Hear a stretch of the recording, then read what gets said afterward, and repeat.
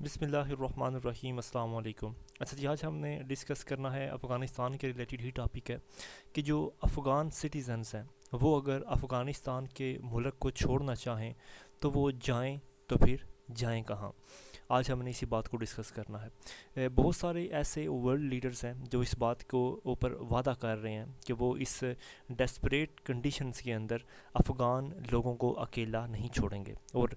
ہمیں یہ دکھتا ہوا بھی نظر آ رہا ہے کہ جیسے جیسے وہ یہ پرومسز کر رہے ہیں کہ وہ افغانستان کی ہیلپ کے لیے آگے آئیں گے، ویسے ویسے مشکلات جو ہیں وہ ان کے راستوں میں بڑھتی جا رہی ہیں، جس کی ریسنٹلی اگزامپل ہمیں یہ دیکھنے میں ملتی ہے کہ کابل کا جو ایئرپورٹ ہے اس کے اندرونی طور پر تو جو سیکیورٹی ہے وہ تو امریکہ کے پاس ہے، لیکن اس کے جو باہر ہے وہ طالبان ہیں، اور طالبان جو ہیں وہ بہت سارے لوگوں کو ایئرپورٹ کی طرف آنے سے روک رہے ہیں۔ تو یہ چیز جو ہے یہ شو کرتی ہے کہ کیا پاکستان کے اندر آنے والے دنوں میں کوئی افغان ریفیوجیز کا فلکس جو ہے وہ آئے گا تو نہیں ہے۔ اب ایک سوال یہاں پر یہ بنتا ہے کہ کیا ہوگا آنے والے دنوں میں، کیا افغانستان کے اندر ریفیوجیز کی مدد کی جا سکے گی، یا کیا ایک لانگ ٹرم کے اوپر جو انٹرنیشنل مائیگرینٹ کرائسس ہے وہ تو نہیں کہیں دیکھنے کو ملے گا، یا کہیں ایسی بات تو نہیں ہے کہ مطلب مائیگرینٹ کرائسس جو ہے وہ اب ختم ہو جائے گا کیونکہ طالبان جو ہیں وہ افغانستان کی سرحدوں سے افغانیوں کو باہر نہیں نکلنے دے رہے۔ اگر ہم گراؤنڈ رپورٹس کو دیکھیں تو پاکستان اور افغانستان کے درمیان جو ایک بزیسٹ سرحد ہے، جو کہ ترکھم بارڈر بھی جس کو کہا جاتا ہے، وہاں پر صورتحال جو ہے وہ ہمیں بالکل نارمل یعنی کہ دکھائی دیتی ہے، لیکن اگر ہم کلوزلی طور پر اس چیز کو دیکھیں تو حقیقت جو ہے اس چیز کے پیچھے کچھ اور ہے۔ اس کی وجہ یہ ہے کہ ریسنٹلی بہت سارے ایسے ٹیریفائڈ یعنی کہ ڈرے ہوئے افغان جو ہیں وہ پاکستان اور افغانستان کی جو ترکھم سرحد ہے، بارڈر ہے، وہاں پر اکٹھے ہو گئے تھے، لیکن صرف ٹریڈرز کو یا ان لوگوں کو جن کے پاس ویلڈ ٹریول ڈاکومنٹس ہیں، صرف ان کو بارڈر کراس کرنے کی اجازت دی جا رہی تھی، جبکہ پاکستان کے آفیشیلز جو بارڈر کے اوپر تعینات ہیں وہ یہ کہہ رہے ہیں کہ اب جو انویسٹیگیشن کا پروسیس ہے وہ مزید زیادہ بڑھا دیا گیا ہے، کیونکہ پاکستان کو ٹی ٹی پی کے جو ممبرانز ہیں، تحریک طالبان پاکستان، جو کہ ایک بینڈ ٹیررسٹ آرگنائزیشن ہے پاکستان کی طرف سے، ان لوگوں کے آنے کا خطرے کی بنا کے اوپر اب انویسٹیگیشن کو بڑھا دیا گیا ہے۔ United nation high commissioner for refugees کی طرف سے یعنی کہ UNHCR نے کہا ہے کہ پاکستان کے اندر تقریباً 1.4 ملین رجسٹرڈ افغان ریفیوجیز جو ہیں وہ کئی دہائیوں سے یہاں پر رہ رہے ہیں، تقریباً 1980 سے، اور اب جو ان کی نسل ہے وہ دوسری جنریشن یا تیسری جنریشن جو ہے وہ یہاں پہ چل رہی ہے۔ اب یہ فگر جو ہے یہ آپ ڈبل کر سکتے ہیں اس وقت جب آپ ان رجسٹرڈ افغان ریفیوجیز کو بھی اپنے ذہن کے اندر رکھتے ہیں، کیونکہ ان رجسٹرڈ افغان ریفیوجیز بھی پاکستان میں پائے جاتے ہیں، تقریباً پھر اس حساب سے پاکستان میں 3 ملین افغان ریفیوجیز ہیں۔ اب آگے بات کرتے ہیں کہ آنے والے دنوں میں کون کون سی آبسٹیکل جو ہیں وہ ہمارے لیے سامنے آ سکتی ہیں۔ اب جیسے ہی طالبان نے افغانستان کو کیپچر کیا ہے تو بہت سارے کنٹریز جو ہیں انہوں نے اس چیز کے اوپر یعنی کہ میئرز لینا شروع کر دی ہیں تاکہ وہ اپنی طرف آنے والے جو مائیگرینٹ کرائسز ہیں ان سے وہ اپنے آپ کو بچا سکیں یا اپنے آپ کو پریونٹ کر سکیں۔ United nation high commissioner for refugees کی طرف سے کہا گیا ہے کہ موجودہ وقت میں تقریباً 7,80,000 جو افغان ریفیوجیز ہیں وہ ایران کے اندر رہتے ہیں، اور ایران نے اب اپنے بارڈرز کو سیل کر دیا ہے کہ وہ اب کسی بھی اور افغانی کو اپنے ملک میں انٹر ہونے کی اجازت نہیں دے گا۔ کرنٹلی اگر ہم صورتحال خطے کی دیکھیں تو ترکی کے اندر جو ہے تقریباً 3.2 ملین افغان ریفیوجیز، یا مطلب افغان نہیں بلکہ آل ریفیوجیز جو ہیں وہ وہاں پر پائے جاتے ہیں، باقی سیریا کو چھوڑ کے دوسرے ممالک سے، اور یہاں پر جو رجسٹرڈ سیرین ریفیوجیز ہیں ان کی تعداد ہے 3.6 ملین۔ 3.6 ملین سیرین ریفیوجیز ہیں جو ہیں وہ ترکی کے اندر وہ بھی رہتے ہیں، لہٰذا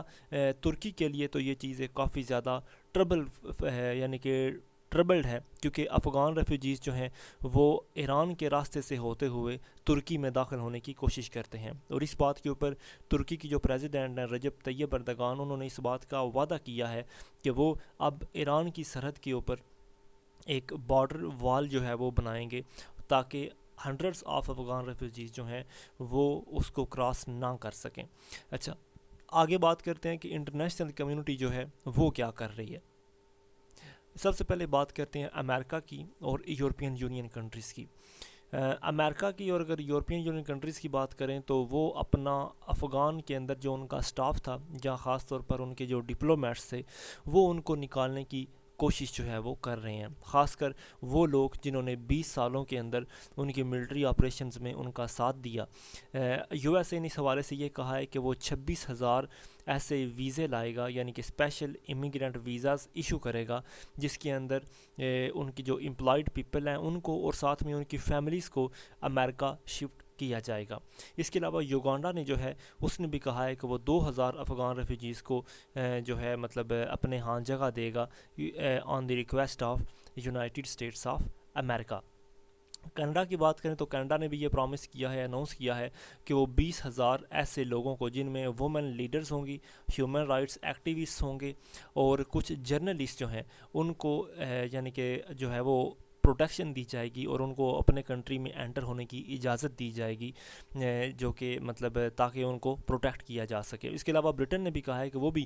20,000 لوگوں کو آشلم دے گا، لیکن 5 سالوں کے اندر 20,000 لوگوں کو، جس میں انہوں نے اس نے کہا ہے کہ پہلے 1 سال کے اندر صرف 5,000 لوگ یا 5,000 ریفیوجیز جو ہیں ان کو آنے کی اجازت ہوگی۔ اب آگے بات کرتے ہیں کہ مطلب جرمنی کی صورتحال دیکھیں تو پچھلے کچھ دنوں میں جو پہلی فلائٹ ہے وہ افغان ریفیوجیز کو لے کر ازبکستان سے وہ یعنی کہ افغان ریفیوجیز اڑے اور وہ جرمنی میں جا کر انہوں نے لینڈ کیا، یعنی کہ لاسٹ ویڈنسڈے کو۔ اس کے علاوہ جرمن چانسلر اینجلا مارکل جو ہے انہوں نے بھی کہا ہے کہ وہ 10,000 افغان ریفیوجیز کو،